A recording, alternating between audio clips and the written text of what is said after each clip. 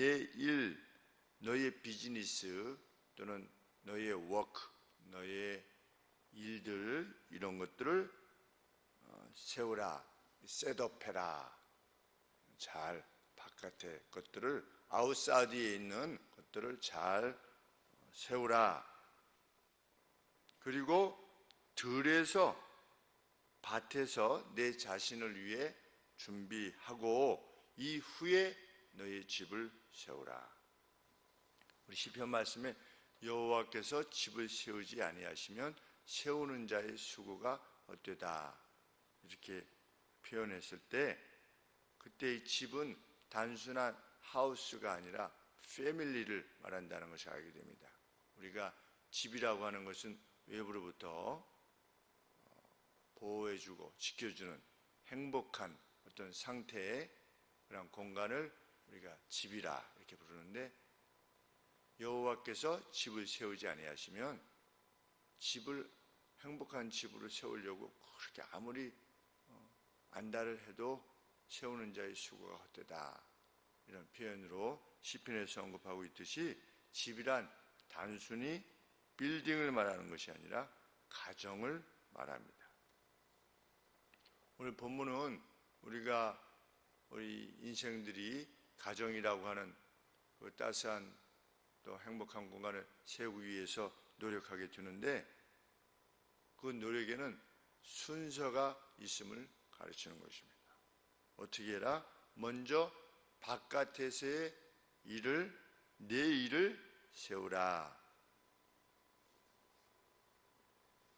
달리 말하면 땅을 개간하라 이런 말씀입니다.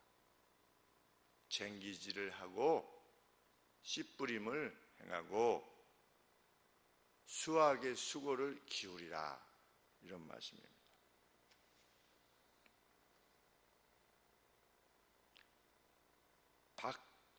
박이라고 하는 단어가 그것을 의미하는 것이고 그 뒤에 그리고 어떻게 해라?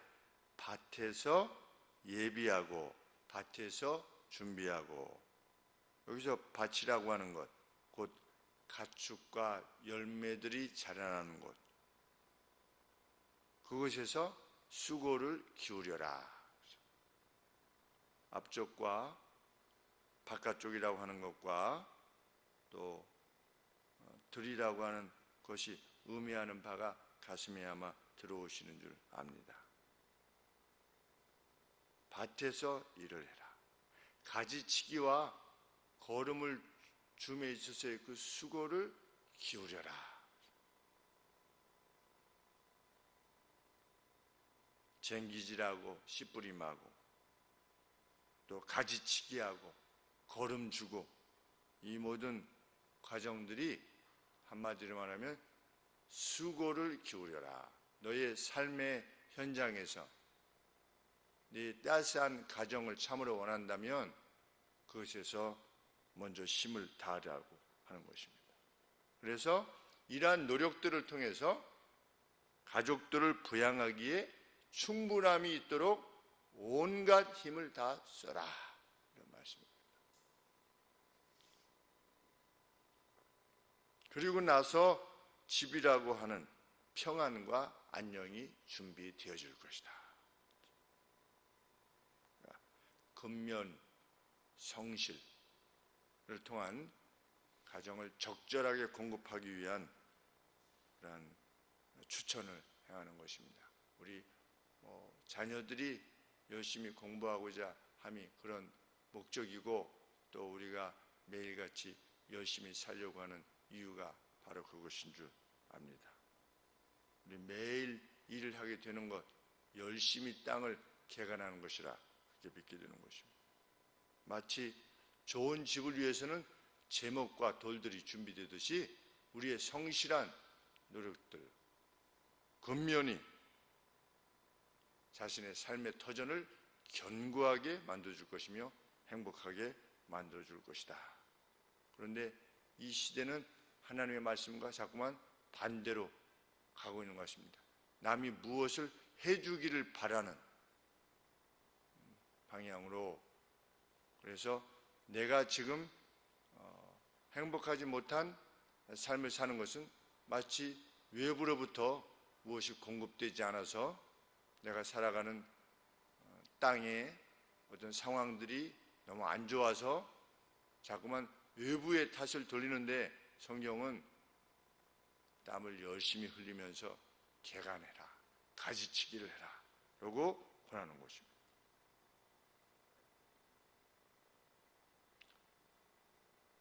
어제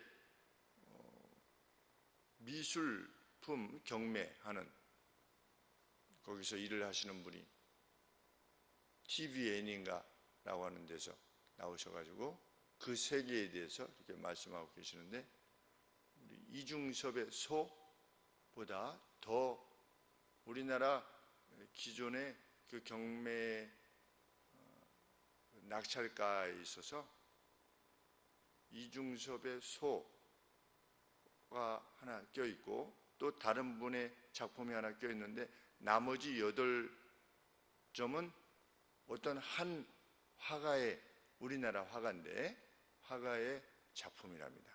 작품인데 그게 한 50억, 한 60억 정도 하나 봅니다. 그분이 그린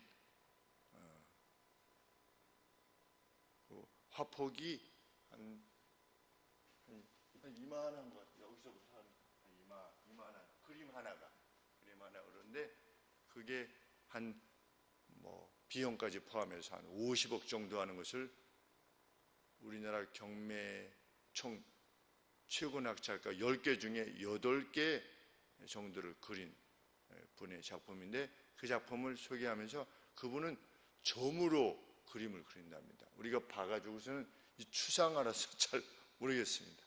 추상화 아닌 새도 점으로 뭐도 이렇게 그리는데, 딱 보면 우리가 잘은 모르지만 뭔가 이렇게 다른 것이 다가오는 그런, 대가는 뭔가 다른 점이 있지 않습니까? 그래서 이제 작품들을 소개하는데, 저런 작품은 정말 뭔가 이렇게 모르긴 하지만 참 멋있다. 돈 얘기하기 전에도 벌써 참 다르다 이렇게 느꼈었는데, 그분은 점을 이렇게 계속 칠하는 거랍니다. 그래서 점이 많아져서 어떤 그 그림이 되는 것이죠. 그런데 하나 그리는데 이 점 하나를 6번 덧칠을 한답니다. 점 하나에.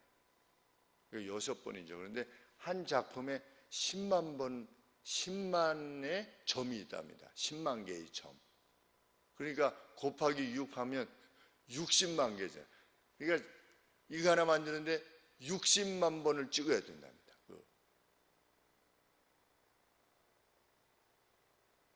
그래서 하루에 16시간씩 작업을 했다. 돌아가실 때까지. 1974년인가 돌아가신 것 같은데. 그래서 막 이 감동도 오고 부끄러움도 오고 그랬습니다. 미술 화가도 하루 16시간씩 이 일을 하는데, 근데 당대에는 유명하지 않으셨대요. 그래서 이제 글에다가 누군가 내 작품을 사서 내가 한 3일이라도 여행을 갈 수 있다면 내 작품을 팔겠지만 누가 내 작품을 사주겠는가, 그런 글을 남기셨더라고요. 이렇게 당대에는 그만큼 유명하지 않았는데도 불구하고 그냥 그림 그리는데 그냥 몰입한 것이지요. 그래서 그 근면과 성실,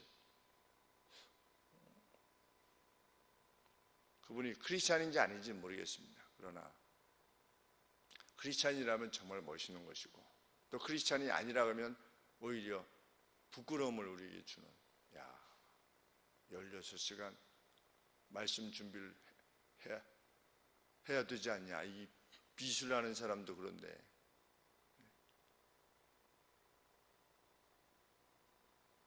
제가 사역 초기에 새벽기도 준비하는데 원서와 씨름하는 걸 8시간씩 앉아서 새벽기도 한 25분씩 했으니까, 그렇다고 이제 다른 목사님들하고 이야기하면 이랬거든요.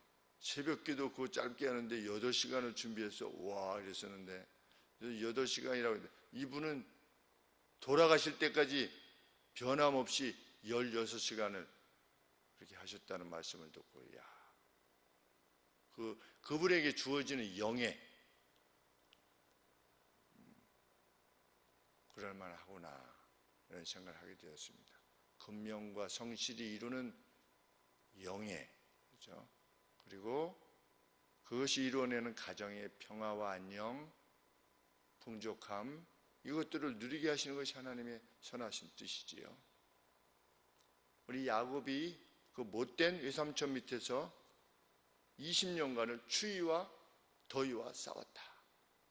참 야곱이 그렇게 말할 정도면 그 싸움이 어떤 싸움이었겠는가 이런 생각을 하게 됩니다. 추위와 더위와 싸웠다. 20년간을. 하나님께서 그에게 2때를 허락해 주신 것은 단순히 그냥 너는 믿음이 있으니까 내가 해주마 이것이 아니라 그만한 수고와 열심이 있었던 것이죠. 아브라함도 집에서 314명의 사람을 준비하고 있었던 것입니다. 그들의 삶 속에서 다니엘은 공부 하나도 안 했는데 준비 하나도 안 했는데 그냥 지혜가 10배가 더 했겠습니까? 그 브레인 풀에서 다음 세대를 책임질 어떤 인물들을 뽑아서 가르칠 때 열심히 가르침을 받았겠죠. 열심히 수고하고 노력했겠죠. 하나님께서 그 수고를 기억하시는 것이겠습니다.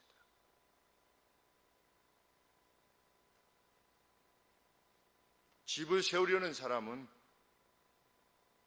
이러한 수고와 헌신, 그 의무를 불평 없이 이해하려 할 것입니다.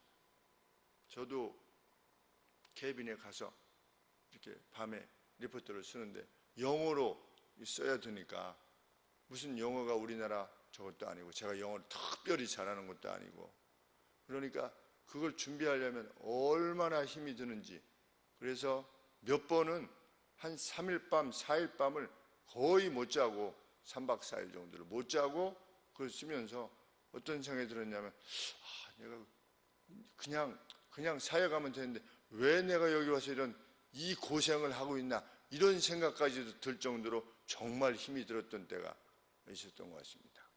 그런데 이제 그러한 수고를 기울이고 나서 이제 원서를 한 27살부터 보기 시작했으니까 영어 원서를 그때 한 페이지 이렇게 해석하려면 한 페이지 해석하려면 단어 찾아보고 이렇게 하면 한 서너 시간이 걸리는 겁니다. 한 페이지 해석하는데.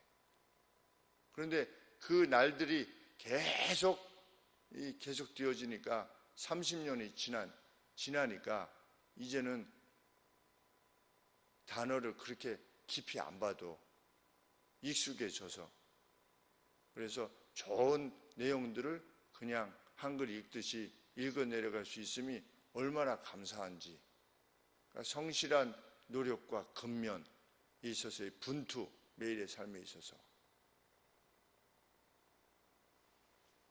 그냥 옛날 걸로 우려먹고 사는 것이 아니라 매일 새롭게 이것이 과연 무엇이냐라고 하는 것에 대해서 그런 어떤 분투함의 노력이 우리의 삶을 풍족하게 만들 것이며 우리의 삶을 영원롭게 만들 것이라 믿습니다. 기도하겠습니다.